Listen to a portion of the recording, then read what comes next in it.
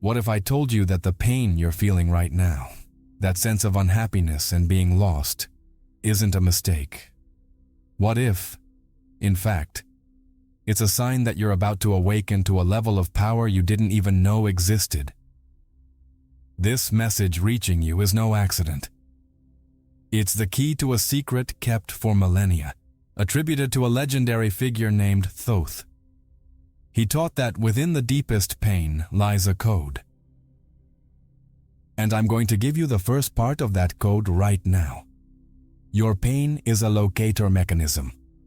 Just like physical pain shows you where the body is injured, the pain of the soul is showing you exactly where your life is out of alignment with your true essence. You are not broken, you are being called. But here's the problem: 99% of people ignore that call. They try to numb the pain with distractions, medications, or toxic positivity. And because of that, they live in a never-ending cycle of suffering. But not you. The fact that you're here means you're ready to listen. Only understanding that pain is a locator is just the first step. The real secret, the part that can transform your entire reality, is knowing what to do once you find the site of the wound. There is an action, a single shift in perception that, when applied, begins an alchemical process that transforms the lead of your suffering into the gold of confidence and power. And that's exactly what I'm going to reveal to you in this video. If you feel like this message came at the right time, comment below. I am ready to listen. Pause for a moment and think.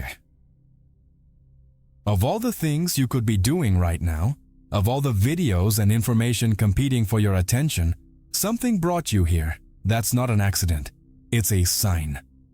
In a world with billions of voices, a specific message cut through the noise to find you. It carries an ancient secret, a wisdom attributed to an almost mythical figure known as Thoth, the scribe of the Egyptian gods. They say he held the keys to unlock the greatest mysteries of existence, including the ability to turn crushing pain into a source of unimaginable power. Think about your routine. You wake up, your thoughts begin, you interact with the world, feel emotions, make decisions.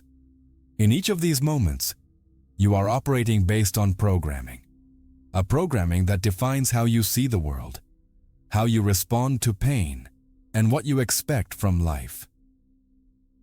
This programming is so automatic, so deeply rooted, that you believe it is you. You believe your fears, your sadness, and your limitations are your identity. But that's the first layer of the illusion keeping you stuck. The key to start unraveling all this is to look at that programming head-on. This realization that reality is not what it seems leads us directly to what you see when you look outside. The world looks like a mess, doesn't it? Crises, conflicts, personal problems that pop up out of nowhere, unexpected losses.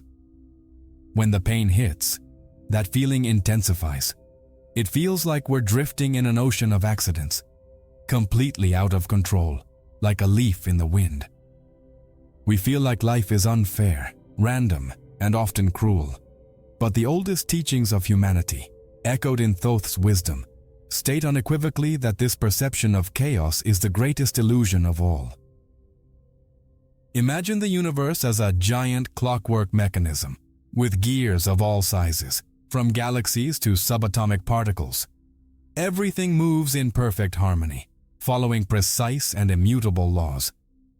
Now, why would your life be the only thing in the entire cosmos left to chance? The truth is, it's not. There is a hidden order, an invisible logic that connects every event, every encounter, every challenge. What we call chaos is just our inability to see the full pattern. We're so close to the tapestry that we only see the knots and tangled threads from the backside. This order is not punitive, it's instructive. Every painful event is not divine punishment or bad luck. It's a piece of a cosmic puzzle, carefully placed in your path to teach you something essential. It's like a secret code that, once deciphered, reveals the map to the next level of your journey. If you can decode just the first letter of this code, what today seems like an impassable wall transforms into a doorway. And the first step to begin decoding this code is to ask a radically new question about your pain. Instead of asking, "Why is this happening to me?" start asking, "What is this trying to teach me?" That simple shift in perspective changes everything. It takes you out of the role of a passive victim and puts you in the role of an active student. Pain stops being an enemy to fight and becomes a messenger to listen to. It carries crucial information for your evolution. But to hear this message, you first need to understand the nature of suffering itself, the raw material the universe uses to create something of immense value. Think of a master sculptor. He doesn't caress a block of marble. He uses tools, applies pressure, breaks pieces off, creates friction. To someone who doesn't understand the process, it looks like an act of violent destruction. But the sculptor knows that inside that raw block lies a work of art waiting to be revealed. Your pain, your unhappiness, are the universe's tools. They are not there to destroy you, but to sculpt your soul, to remove the parts that aren't truly you, and reveal the strength and beauty already within you. This understanding leads us to a fundamental principle of spiritual alchemy.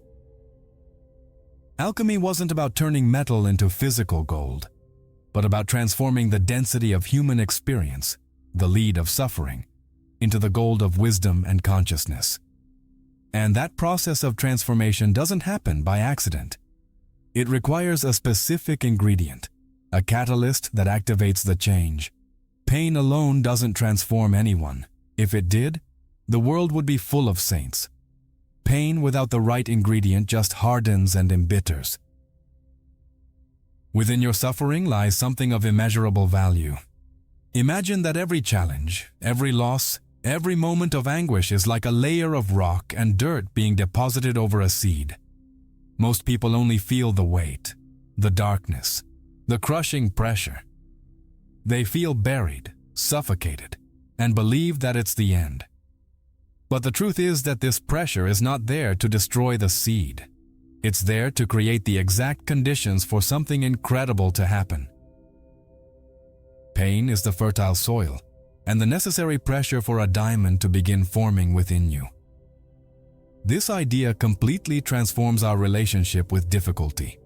Suffering stops being an enemy and becomes a process of creation. Nature shows us this all the time. An oyster only creates a pearl because of the irritation of a grain of sand. A tree only grows strong roots because it has to fight against the wind.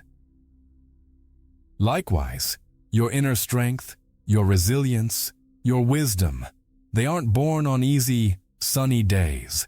They are forged in the fire of adversity. Pain isn't a sign you're doing something wrong. It's a sign you're in the process of becoming stronger. But as we've said, pain alone doesn't guarantee transformation. It's only one of the ingredients, a powerful ingredient, but inert if not activated. Think of gunpowder. It contains immense explosive potential, but it can sit in storage for centuries without anything happening. It needs a spark. In the same way, your suffering contains massive transformative potential, but it needs a catalyst, a secret fire to initiate the alchemical reaction. Without this fire, the pressure of life just crushes you. With it, the same pressure transforms you into a diamond. This secret fire is not something mystical or complicated. It's not a ritual you have to learn or a mantra you have to repeat. It's a choice, a conscious decision you can make right now, no matter how deep your pain is. It's the internal attitude you adopt toward what's happening. Most people react to pain in two ways, by fighting it or surrendering passively to it. Both approaches only deepen the suffering. But there's a third way, a path the wise have always taught. Fighting pain is like trying to punch water. You only tire yourself out and create more turbulence. You burn a massive amount of energy in resistance, anger, and denial, which only feeds the cycle of suffering. On the other hand, surrendering passively, in resignation, is like drowning without a fight. It's the victim mentality, the belief that nothing can be done, that fate is cruel, and you're powerless. Both postures keep you stuck. The secret fire is the alternative to those two reactions. It's a stance that seems paradoxical, but holds immense power. It is neither struggle nor passive surrender. It's a form of conscious engagement with reality as it is. It's the spark that ignites the transformative potential of your pain. It's what separates the person who is crushed by life from the one who is forged by it. And this choice, this attitude, is what spiritual masters call acceptance. But not acceptance as weakness or conformity. It's a much more powerful kind of acceptance, one that is, in fact, the first and most crucial step toward true change. This choice is the turning point. It's the moment you stop being an effect of your circumstances and start becoming the cause of your own transformation. It's the instant when you take the poison life gave you and begin turning it into the antidote. The pain is still there. The pressure doesn't magically disappear, but something fundamental shifts inside you. You've lit the fire, and that fire has a very specific name. An action you can take right now to start transforming all the lead in your life into gold. The secret fire that begins the great transformation is conscious acceptance. But this word, acceptance, has been terribly misunderstood. For most people, accepting sounds like giving up, like surrendering, like raising the white flag and letting life run over you. But that's not acceptance, that's resignation.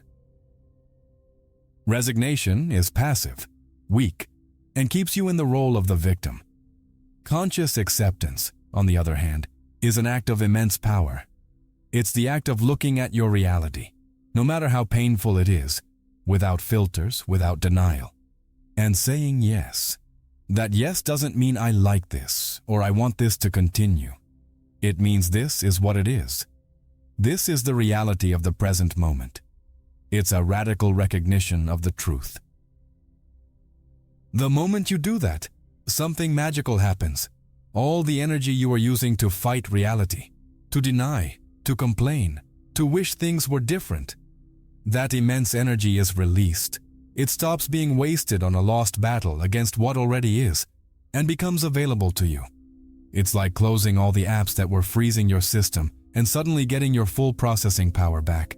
Saying yes to reality is the bravest act you can take. It's stopping the escape.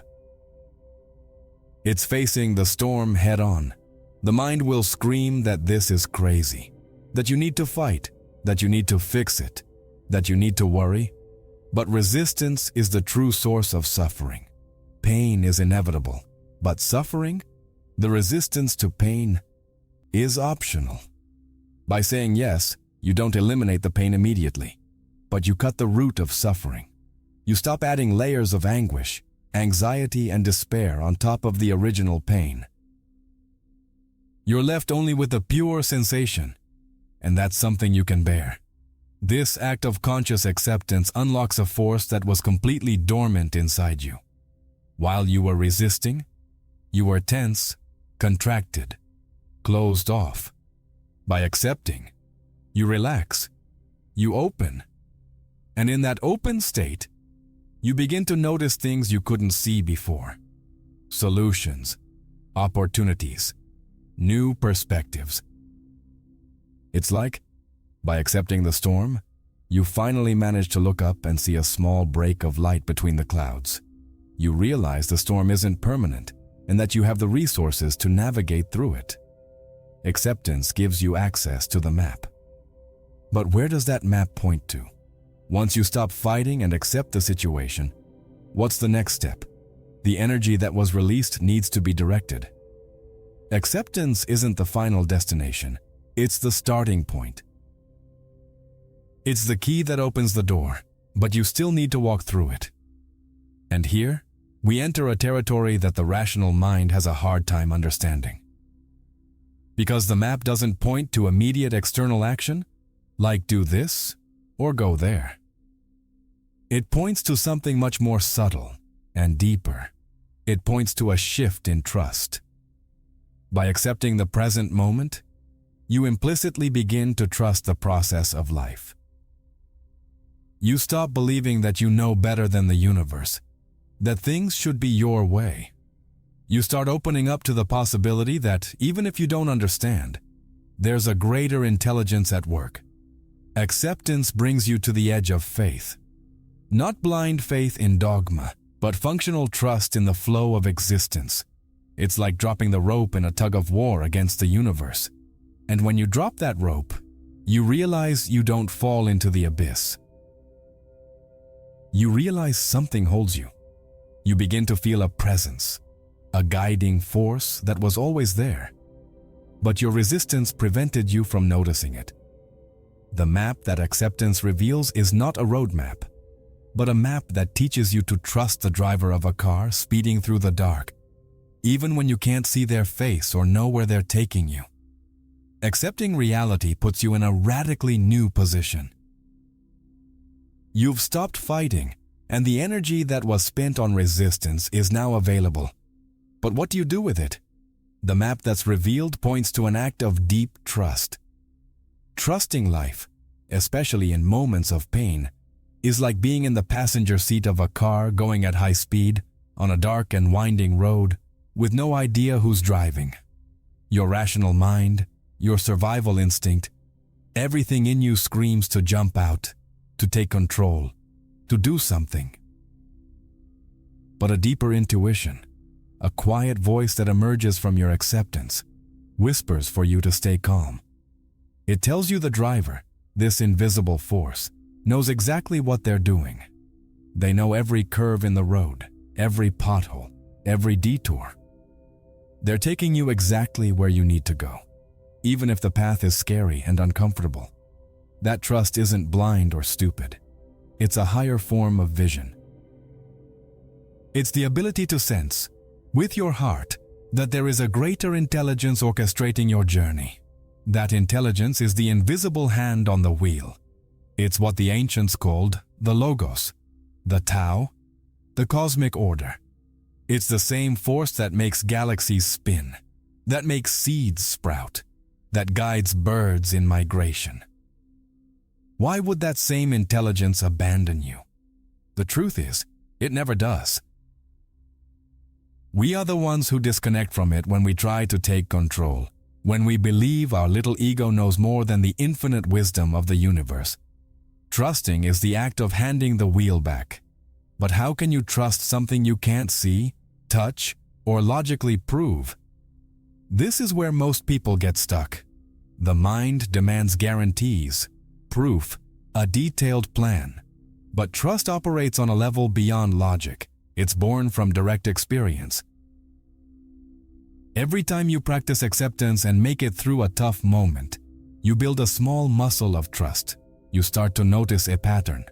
Life challenges you. You think you won't survive, you accept, and somehow you get through it and come out stronger on the other side.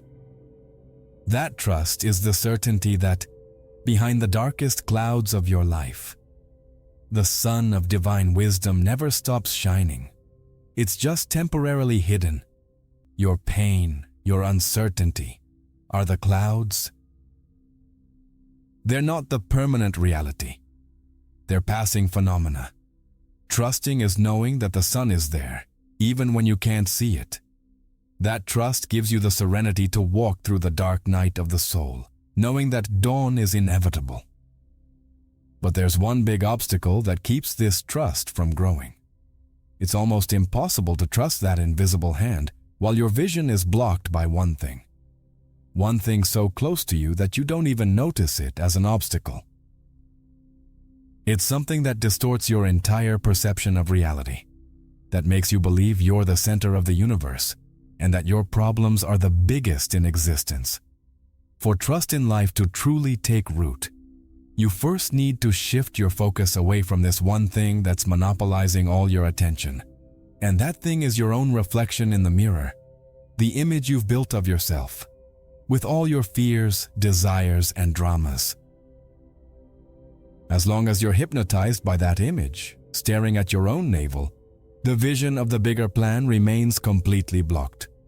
Full trust requires that you shatter that mirror. The biggest obstacle to trusting life is a subtle and powerful trap: the mirror of the ego. The ego is this identity we build, this story we tell ourselves about who we are. It's formed by our memories, our beliefs, our fears, and especially our desires. When we look at the world through the ego's lens, everything becomes personal.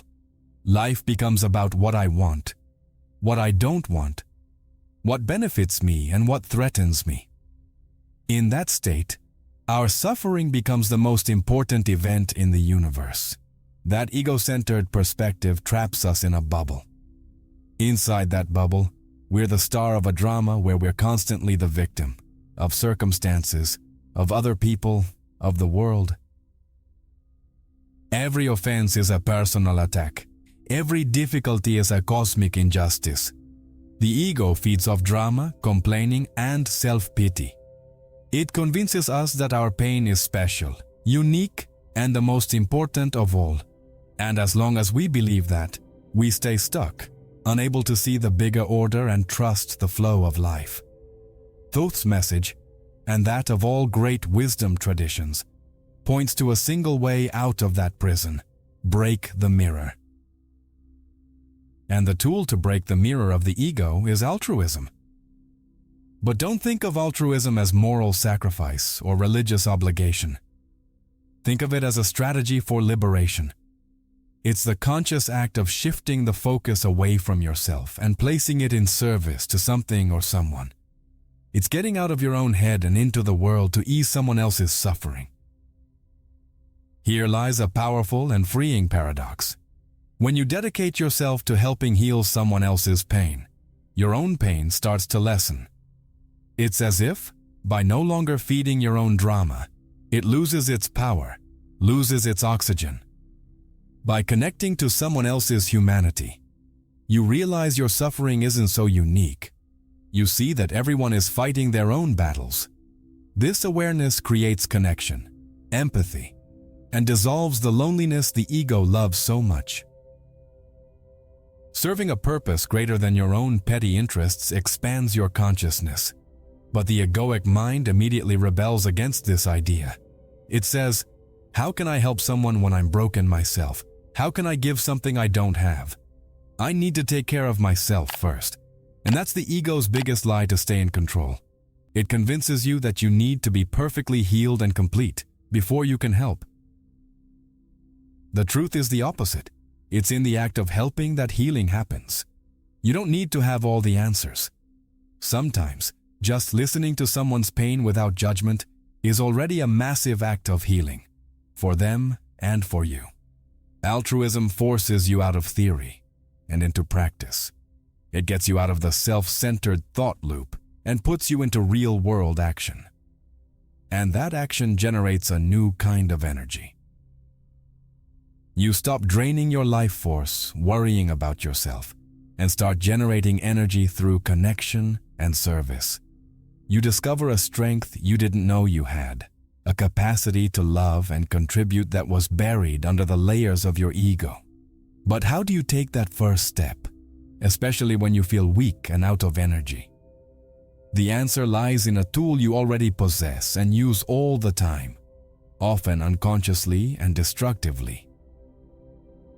A tool that, when used with intention, has the power to break the ego's hypnosis and begin rewriting your reality.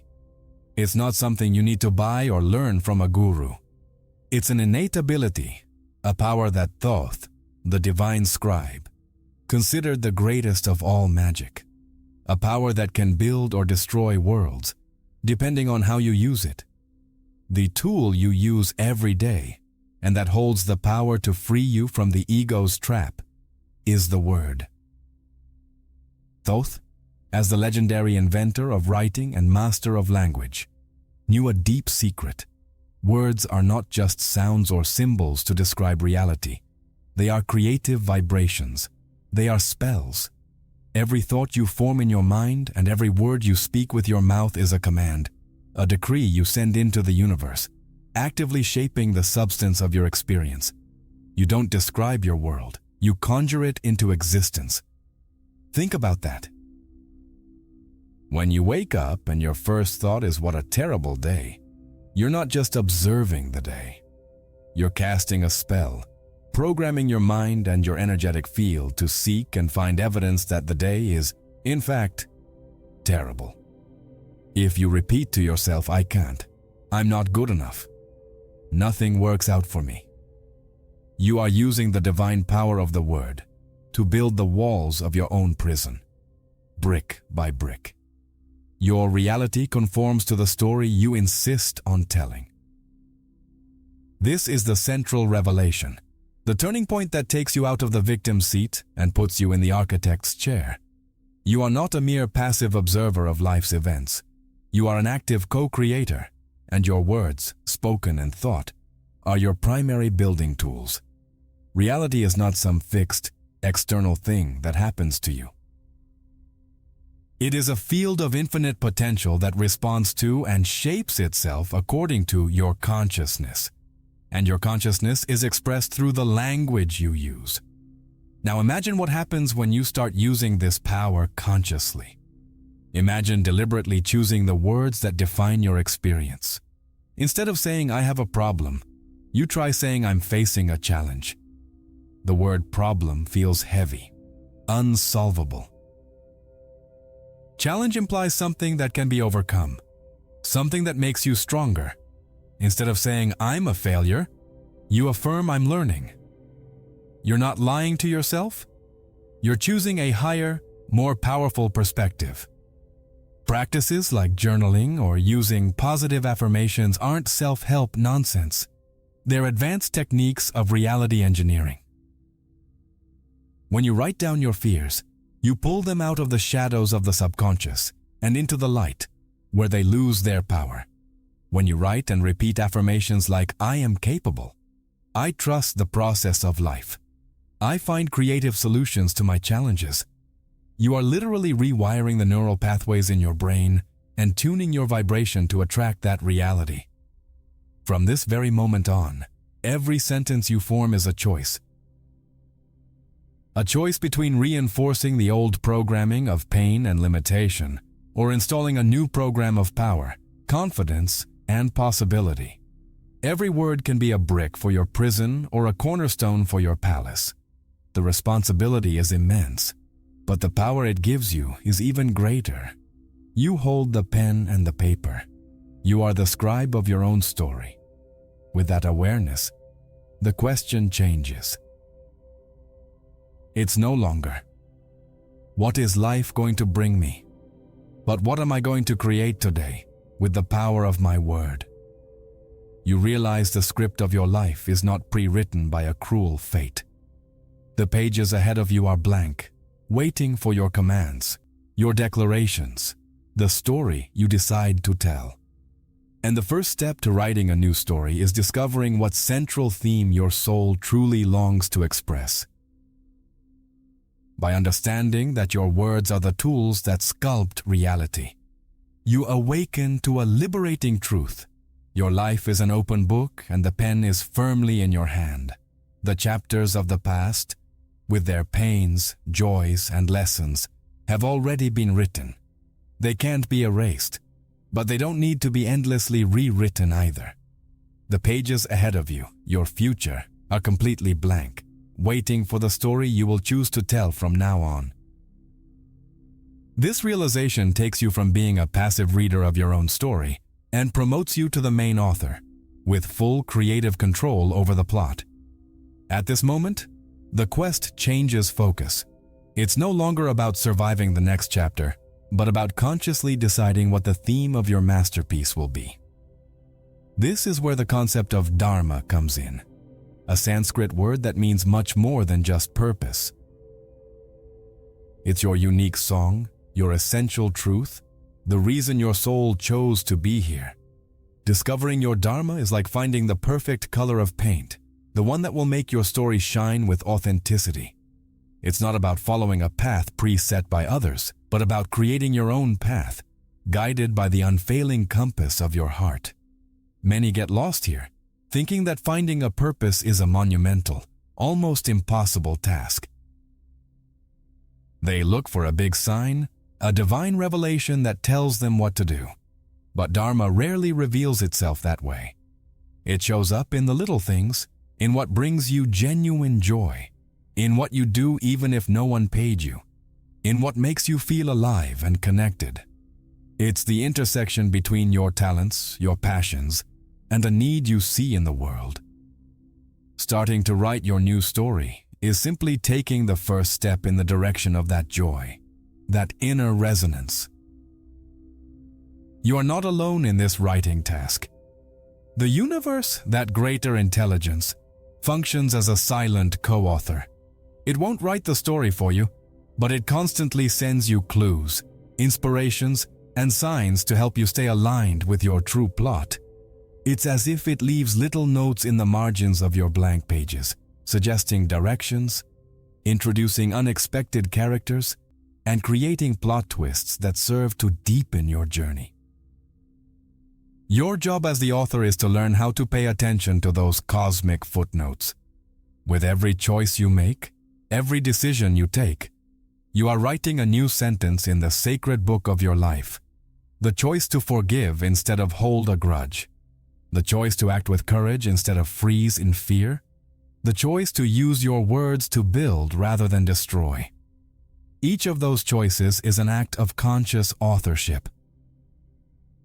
You are actively setting the tone for your next chapter, shifting the narrative from tragedy to adventure, from drama to triumph. The power is literally in your hands, at the tip of your pen. The past then becomes a reference library, not a prison.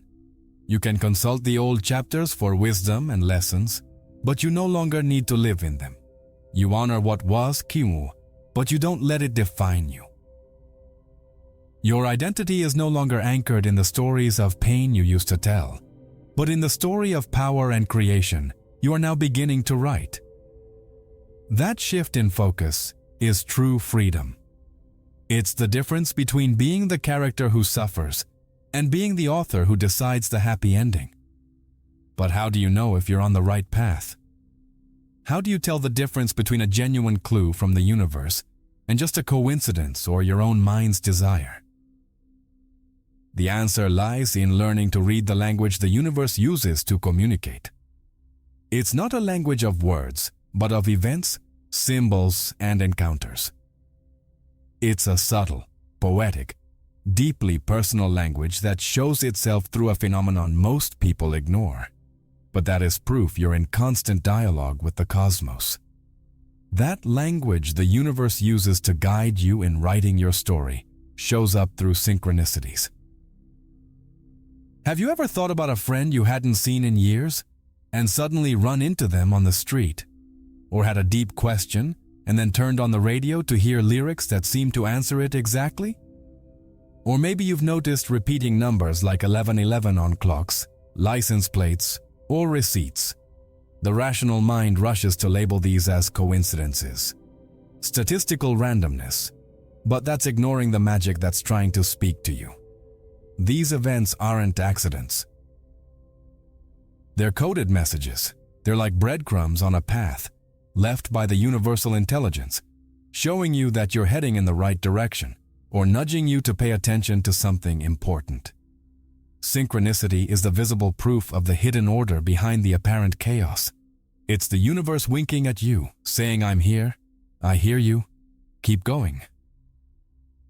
Learning to recognize and decipher these signs is like learning a new language, the language of your soul in conversation with the whole. Once you start paying attention, you'll see those signs everywhere. A book that falls off a shelf and opens to the exact page you needed. A conversation you overhear that brings light to something you've been questioning. An animal that crosses your path, symbolizing a quality you need to develop. The universe is creative and uses every available resource to communicate. The key is not to chase signs, but to cultivate a state of presence and openness that lets you notice them when they naturally appear. Becoming fluent in this language transforms your life experience. The feeling of loneliness and being lost disappears, replaced by the certainty that you are in a constant, loving dialogue with a greater force. You realize you're never unsupported. At every crossroads, in every moment of doubt, a clue is offered. Your job is to quiet the noise of the skeptical mind and listen with your heart. Intuition is your personal decoder for synchronicities. It's what tells you pay attention to this or go this way. But for this dialogue to be truly complete and powerful, it's not enough to be a passive listener, a mere collector of signs. A dialogue requires two active participants. The universe speaks to you through synchronicities, but how can you respond? How can you ask your own questions, express your intentions, and deepen this connection in a conscious, deliberate way? Just recognizing the signs is the first step. The next is learning how to start the conversation and becoming an active participant in this cosmic dance. That active participation is what elevates your journey from a guided tour to a conscious co-creation. You stop being just someone who follows the breadcrumbs and become someone who helps draw the map. You begin to influence the trail, to manifest the synchronicities you want to see, to align your personal will with the universal will. And for that, there are two sacred tools, two ancient practices that function as the two ends of a direct phone line with the divine. These tools are the methods humanity has always used to speak with the mystery and each be you. More importantly, to create the silence necessary to hear the answer. They are how you tune your own frequency to resonate with the wisdom of the universe, turning sporadic communication into a permanent and stable connection. The two ends of that direct line with the universe are prayer and meditation. But we need to reclaim those words from their dogmatic and limiting connotations. Prayer, in its purest essence, is not about asking for things from some external being like a child asking for a gift. Prayer is the act of speaking your truth to the cosmos. It's the moment when you articulate your deepest intentions, share your gratitude, surrender your fears, and open up in vulnerability. It's you using the power of the word in a focused way, sending a clear signal of your current frequency and the frequency you want to reach. Meditation is the other end of the line. It's the act of shutting up so you can hear. If prayer is speaking, meditation is listening. It's the practice of silencing the endless chatter of the ego mind, the noise of worries, planning, and judgment, so the subtle voice of intuition can be heard. It's in that silence that the answers to your prayers arrive. They don't come as a thunderous voice from the sky, but as a sudden insight, a feeling of certainty, a new creative idea that simply appears in your awareness when you finally stop looking for it. By practicing this sacred dialogue, the dynamic of your life fundamentally shifts. You stop being someone who feels separate from power, begging for outside help, and become an active partner in creating your destiny. Prayer becomes the act of setting intention, planting the seed.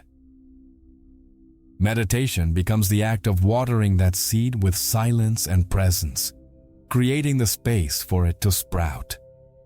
You understand the answer doesn't come from outside but rises from within you, as if you were the source of all the wisdom you seek. This process teaches you to trust divine timing. You plant the seed with your intention, prayer, create the space for it to grow, meditation, and then let go.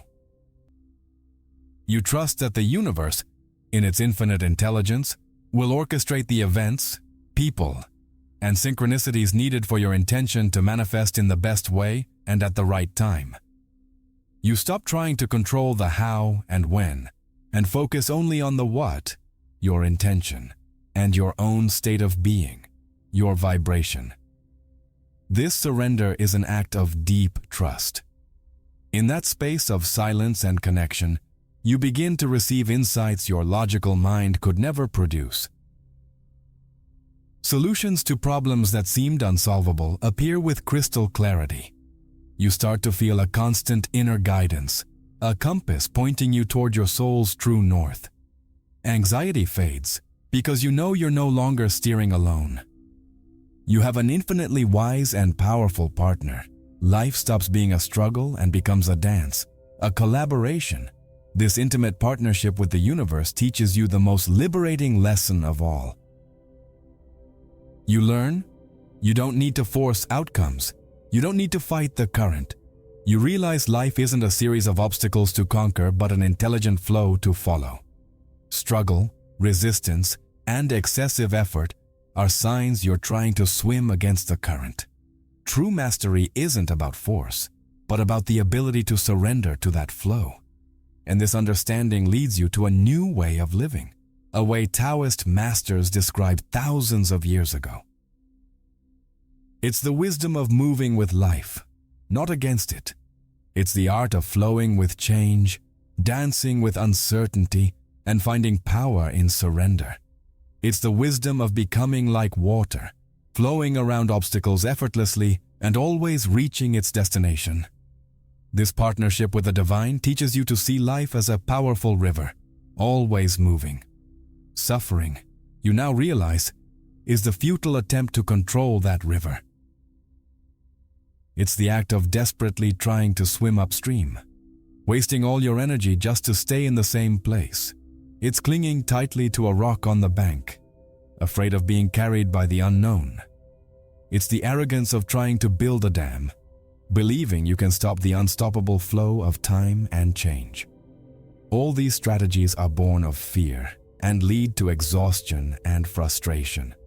True peace, true mastery, comes when you finally let go. When you stop fighting and learn to float, when you trust that the river, that universal intelligence, knows exactly where it's going. Flowing with change isn't passivity. It's the highest form of intelligent action. It's using the current itself to move you forward instead of fighting it. It's embracing uncertainty as an adventure and dancing with the unknown like a skilled partner. It's the art of surfing life's waves instead of being crushed by them. Thoth and the Wisdom Masters teach that true strength doesn't come from building dams but from learning to navigate. A good sailor doesn't curse the wind or the tides. He adjusts his sails to use those forces to his advantage. In the same way, a wise person doesn't complain about life's circumstances.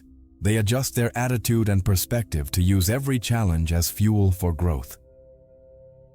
They understand impermanence is the only constant, and instead of fearing it, they celebrate it as a constant opportunity for renewal and discovery. Letting go of control is the secret. It terrifies the ego, which believes its survival depends on controlling everything and everyone. But the truth is, control is an illusion. You never had control. The only thing you can control is your response to the flow. By releasing the need for things to go your way, you open yourself to the infinite possibilities the universe has to offer. Possibilities far greater and more magnificent than your small mind could conceive. Surrender to the flow is not defeat. It's a victory of your higher consciousness over your fearful ego. This ability to flow gives you a lightness and a freedom you've never felt before. The weight of the world lifts off your shoulders because you're no longer trying to carry it alone. You become like water, adapting to any container, flowing around any obstacle, and possessing the power to erode the hardest rock, not with brute force, but with persistence and flexibility. You learn to say yes to what life brings, trusting that every bend in the river has a purpose, even if you can't see it in the moment. But what keeps us from simply letting go and flowing? If it's so simple, why is it so hard? Because most of us are carrying an anchor, a heavy, rusty anchor that keeps us stuck in the muddy bottom of the river while the current of life rushes by. That anchor is a primal emotion, the root of almost all human suffering. And until we learn how to deal with it, to lift that anchor, the wisdom of the river will remain just a beautiful theory. That anchor keeping you from flowing with life's river is fear. Fear is the most paralyzing emotion there is. It functions like a broken time machine, keeping your awareness trapped in two places where life doesn't happen: the past and the future. Fear makes you relive old traumas and pains, projecting them onto the present and convincing you they'll repeat. And it makes you feel terrifying anxiety about a future that doesn't even exist yet, imagining the worst possible scenarios. Trapped between regret for the past and anxiety about the future, you miss the only real moment, the now. Society teaches us to view courage as the total absence of fear. We wait for a magical day when fear will simply vanish so we can finally act. But that day never comes. True courage, spiritual courage, is not the lack of fear. It's feeling the fear in every cell of your body and taking the next step anyway. It's the conscious decision to act despite fear. It's acknowledging the voice of fear, thanking it for trying to protect you, but choosing to follow the wiser voice of your soul.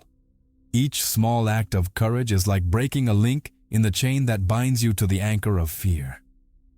Making that phone call you're afraid to make. Having that hard conversation you've been avoiding. Trying something new even though you fear failing. Each time you face a fear, no matter how small, and survive, you teach your nervous system a new truth, that you are stronger than your fears.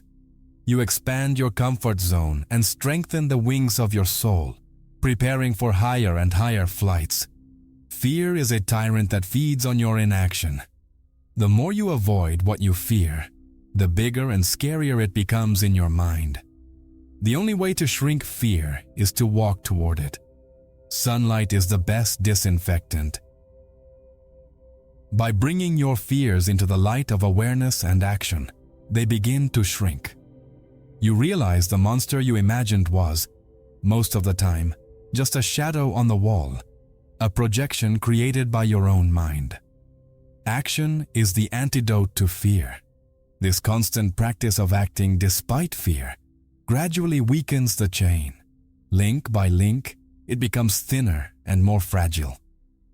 You begin to feel a new freedom, a new boldness. You realize fear is not a solid wall, but just a loud alarm you can choose to ignore. You learn to dance with fear, to use it as a compass pointing you exactly where you need to grow. What you fear the most is often a signal for your greatest liberation.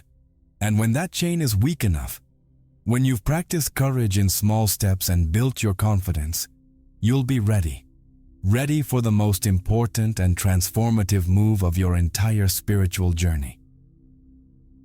A move that can't be done with logic, that can't be planned in detail. A move that requires you to leave behind everything you know and trust completely in the process you've learned to respect. There comes a point in the journey where logic runs out. The maps you used, the techniques you learned, the reason that guided you, all of it brings you to the edge of an abyss. In front of you, there's nothing but vast, unknown emptiness. The mind panics. There are no guarantees, no handrails, no safety net. This is the point where most people turn back, retreating to the uncomfortable safety of the world they already know. But for you, who has weakened the chains of fear, this is not an end. It is the true beginning. This is the moment of the leap of faith. This leap is not an act of recklessness or blind desperation.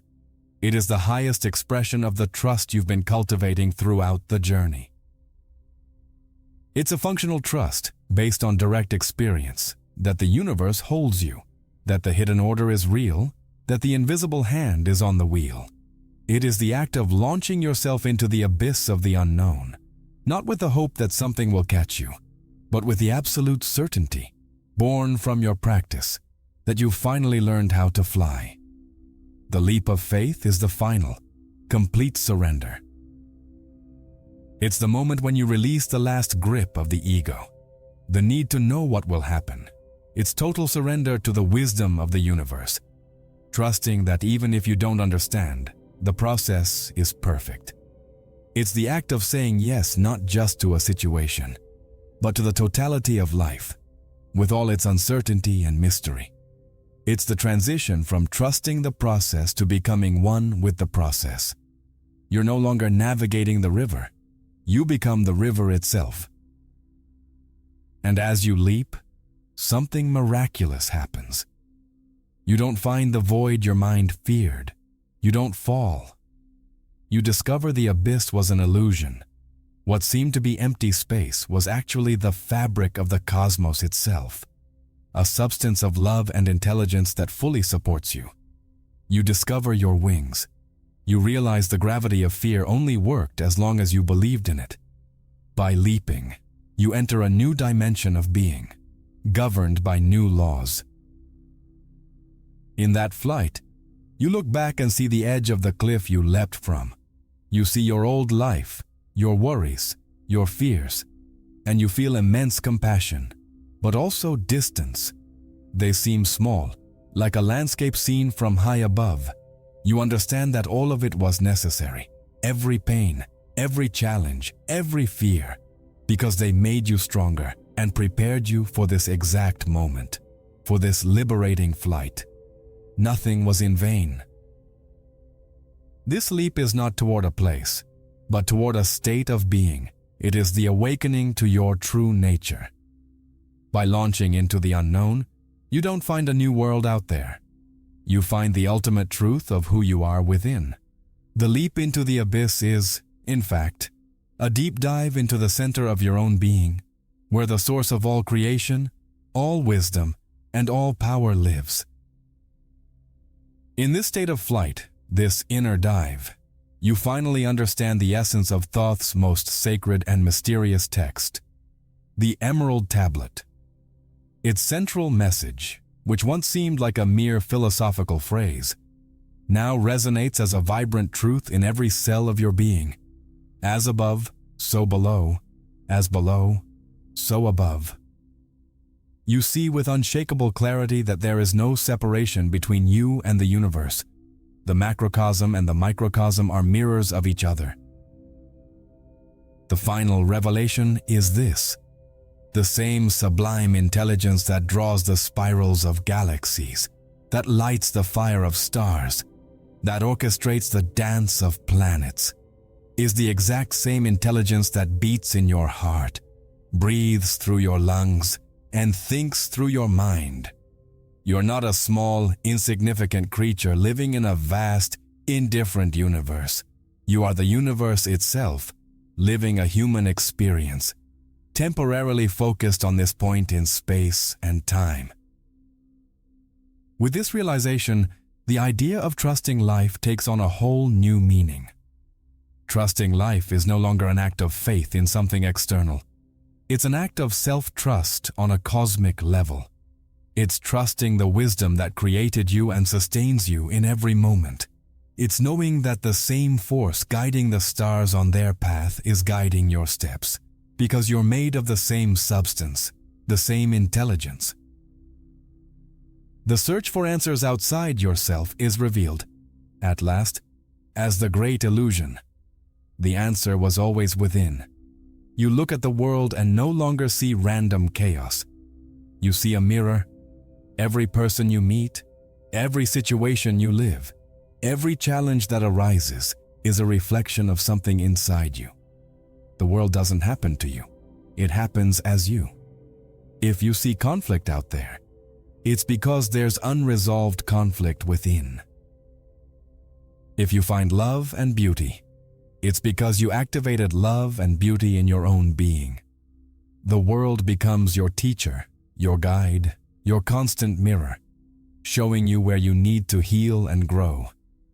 Pain and unhappiness lose their terrifying power. You recognize them not as punishments, but as dashboard signals in your cosmic car. indicating that a part of you is out of alignment with your true nature. They are a call to look inward, to adjust your vibration, to reconnect with the universal intelligence that you are. They become your allies on the journey of self-discovery and expansion, not enemies to fear and avoid. This understanding is true freedom. You stop trying to change the world out there and focus on transforming your inner world, knowing the reflection in the mirror will inevitably change. You take 100% responsibility for your life experience, not as a burden, but as a celebration of your creative power. You are the center of your universe, not in an egotistical way, but as the point of consciousness through which the universe experiences itself. And so, the journey comes full circle. You realize that the key to trusting life was never in seeking answers outside, but in awakening, honoring, and living the God that dwells within you. If you made it to this point, if this message resonated with your soul, know that it wasn't an accident. You were guided here. To let me know you took this journey with me, leave a comment below with the phrase, "I trust the process." Every comment with that phrase creates a wave of energy and shows me how many souls are waking up. And if you feel in your heart the call to help this channel grow in a more direct way, so we can spread more content like this and reach more people who need to hear it, there's a way to contribute in the first pinned comment. Any help you can give is very important to me and to the continuation of this work. But understand, just the fact that you made it to the end is already a huge help. And if you feel that someone you love needs to hear this, share this video. That simple act could change someone's day. And before you go, the journey doesn't have to end here. I've picked a special video for you, as the natural next step after everything we've discovered together. It will take this connection even deeper. So don't leave yet. Click the video that's showing on the screen now and let's meet there. I'll see you on the other side.